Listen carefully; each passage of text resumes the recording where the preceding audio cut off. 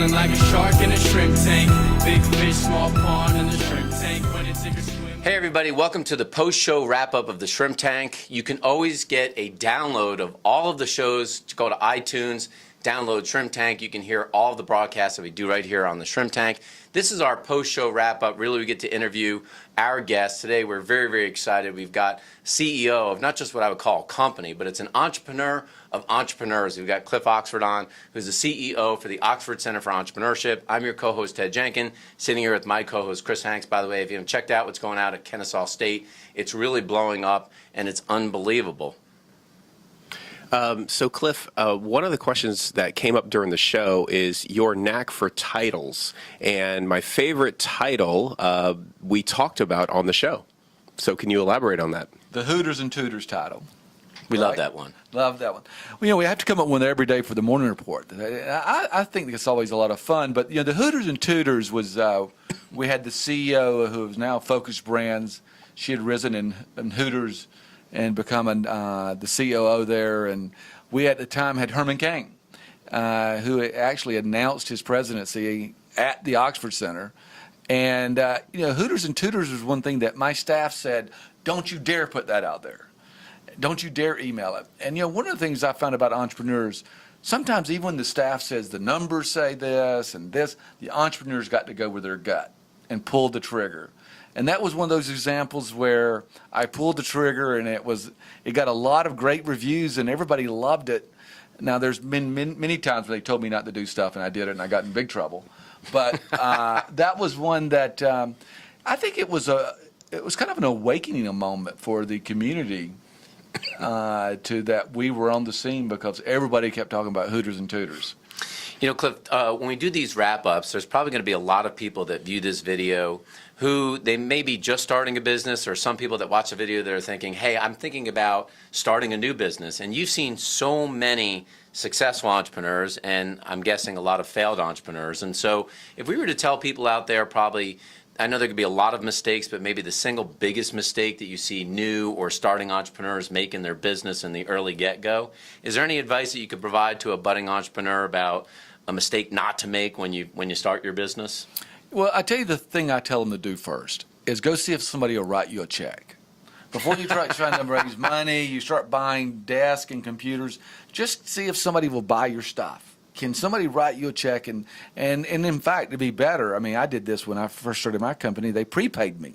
I went out and said, I got to get prepaid. I don't even have it yet, but It's coming. And, when they started writing prepaid checks, I thought, there's probably a market here.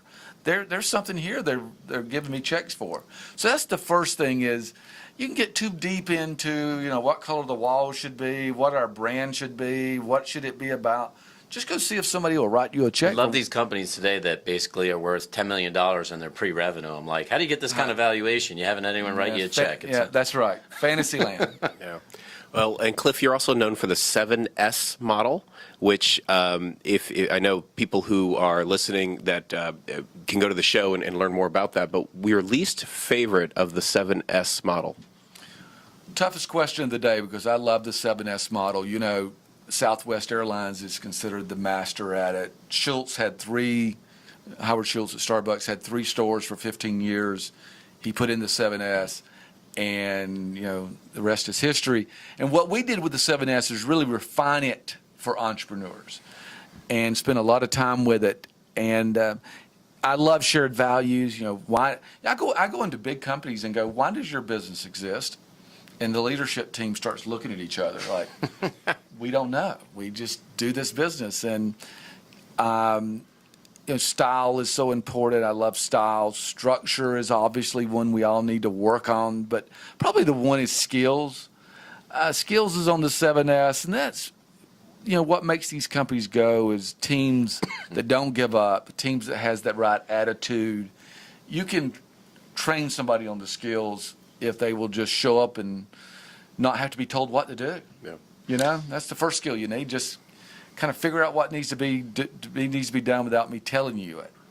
I was recently at a conference and I saw the CEO of a company called Sumo Me speak, which has done really, really well in the email marketing space. And he said that your net worth will ultimately be reflected by the 5 people that you hang around with the most.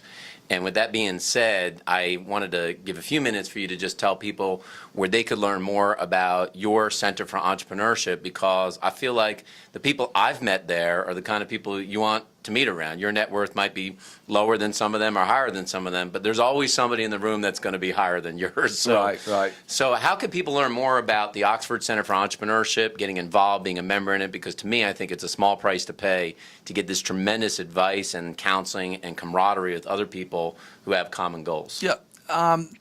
The magic of it was really the people in the room.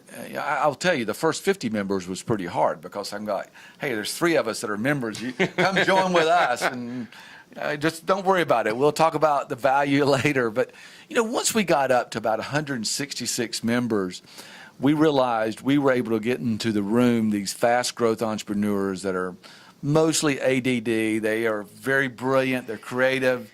They're running and gunning, and we figured out how to get them all to congregate. So can you imagine the room?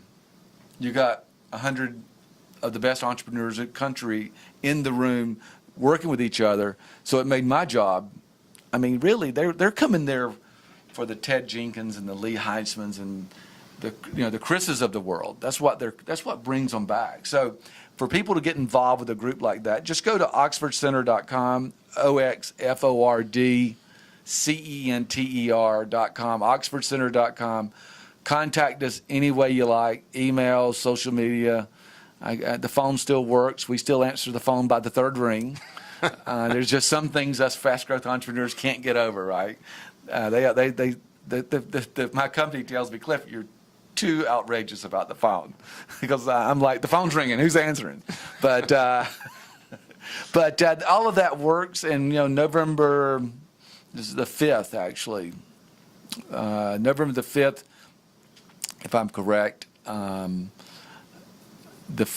make it the Friday before the election. So there you go. Friday before the election at Avalon, we're going to have IDR. Eric French is a wonderful entrepreneur. Grew his business 0 to 40 million, growing 10% every month right now. And that is November the 4th. Thank you very much. So people who want to grow with a growth mindset, and they want to know, grow, exit, and maybe that's another whole show another time, is the whole exiting part. I think we offer a good value in what we bring.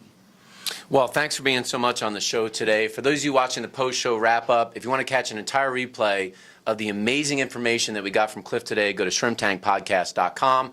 And always download our show on iTunes. You can catch up on all the entrepreneurs. You're going to get an entire MBA course in a short period of time from other people who are out there trying to build successful businesses like you. Thanks for watching the post-show wrap-up right here on the Shrimp Tank.